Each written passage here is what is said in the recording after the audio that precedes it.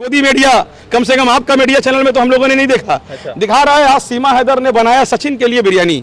अरे साला, चुल्लू भर पानी में डूब जाना चाहिए उन तमाम मीडियाओं को जो ये दिखा रहे हैं कि सचिन के लिए बनाया सीमा हैदर ने बिरयानी, खा के कहा कि लाजवाब। छी, धुतकार है साला मुझे। देश का मीडिया ये दिखाएगा या देश का मीडिया ये दिखाएगा कि जिस तरह से यूपी में एक बहन को दूध लेने से रोका जा रहा है, एक बहन को नंगा नचाया जा रहा है उसके जाति के आधार पर, ये दिखाना चाहिए तो दिखा रहा है सीमा हैदर ने बनाया बिरयानी। अब बिरयानी क्या मोदी जी को खिलाएंगे या अमित शाह जी को खिलाएंगे बिरयानी? अच्छा, पेट्रोल मंत्री बनेगा, इस पर कोई बहस नहीं है। आज हिंदुस्तान को जरूरत है बीजेपी मुक्त करने का।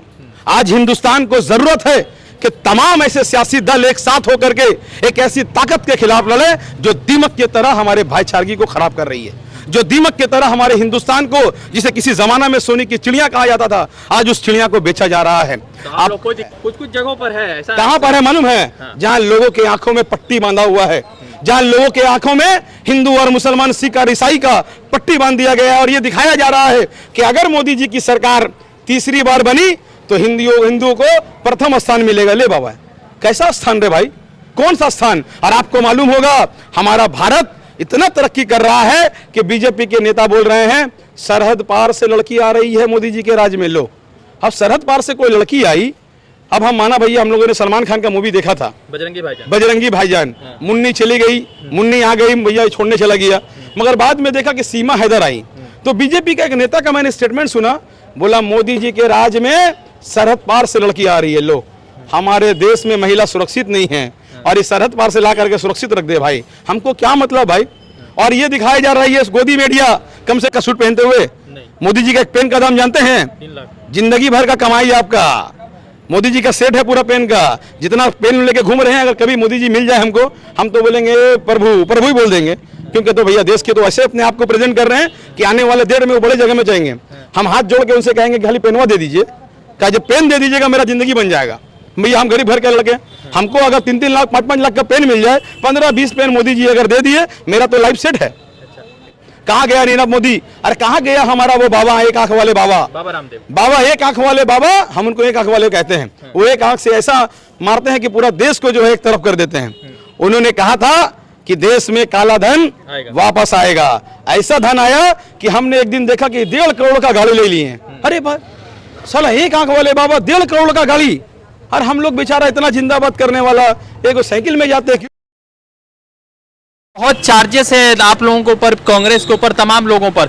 आम आदमी पार्टी के मनीष सिसोदिया, उसके बाद आपके भी पार्थो चटर्जी वगैरह जेल में है, तो कहीं ना कहीं तो भाजपा कहती है ना कि बीजेपी वॉशिंग मशीन है सफेदी का।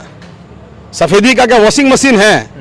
अडानी अंबानी से लेकर के मेहुल चोकसी से लेकर के बड़े बड़े लोग हजारों हजार करोड़ लेकर के देश छोड़ करके भाग जा रहे हैं, मगर उसके ऊपर कार्रवाई हो रही है। कहाँ गया नीरव मोदी? अरे कहाँ गया हमारा वो बाबा, एक आंख वाले बाबा रामदेव? बाबा एक आंख वाले बाबा, हम उनको एक आंख वाले कहते हैं। वो एक आंख से ऐसा मारते हैं कि पूरा देश को जो है एक तरफ कर देते हैं। उन्होंने कहा था कि देश में काला धन वापस आएगा। ऐसा धन आया कि हमने एक दिन देखा कि 1.5 करोड़ का गाड़ी ले लिए हैं। अरे भाई साला, एक आंख वाले बाबा 1.5 करोड़ का गाड़ी, और हम लोग बेचारा इतना जिंदाबाद करने वाला एक साइकिल में जाते। क्यों? क्योंकि ममता बनर्जी ने यहाँ पर फ्री में साइकिल दिया है।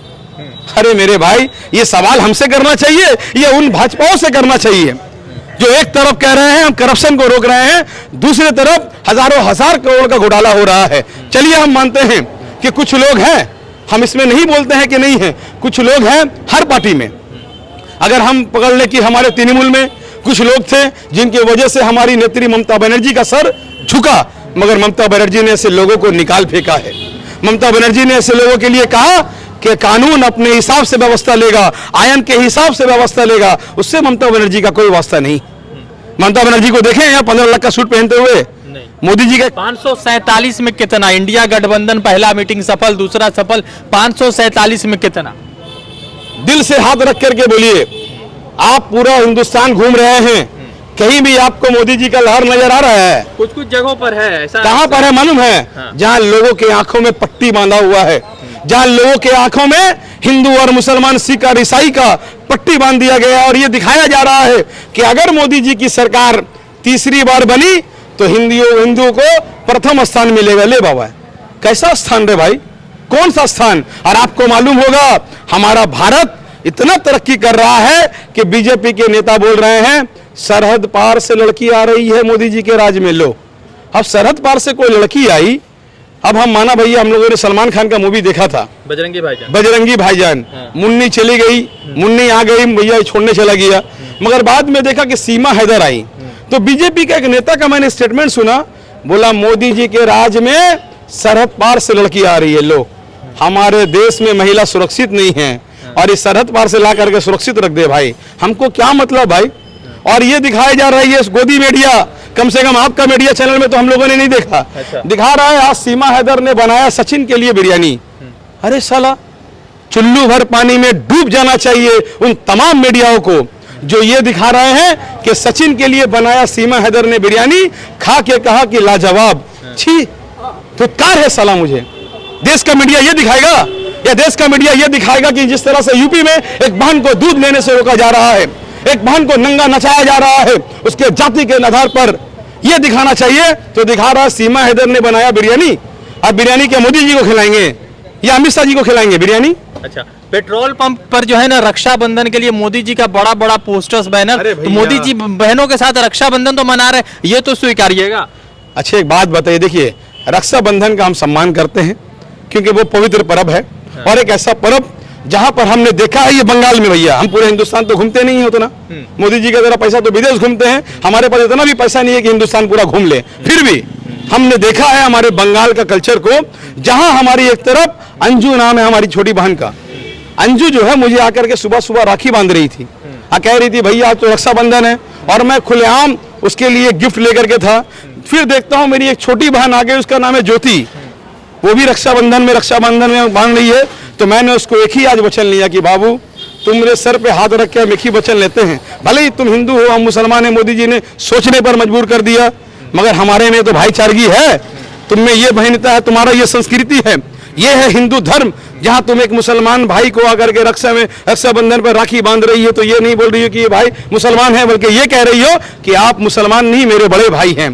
तो मैं उसको ये कह रहा हूं, और मैं ये कह रहा हूं, कसम खाया आज मैंने कि बाबू मैं कोशिश करूंगा कि मैं बीजेपी के तमाम राज्यों से तुमको दूर रखूं। मैं ये शपथ लेता हूं कि पूरे जगह में जहां जहां भाजपा का नेता है वहां से तुमको बचाऊं, क्योंकि अगर उसके नजर से बच जाएंगे तो ना मणिपुर होगा ना यूपी का घटना होगा, कम से कम बंगाल में दीदी है तो हम सुरक्षित तो हैं। अच्छा, राहुल गांधी, ममता बनर्जी, तमाम लोग प्रधानमंत्री पोस्ट के लिए, हालांकि ममता बनर्जी उनके भाई लोग भी कह रहे हैं कि कोई भी मंत्री बनेगा, इस पर कोई बहस नहीं है।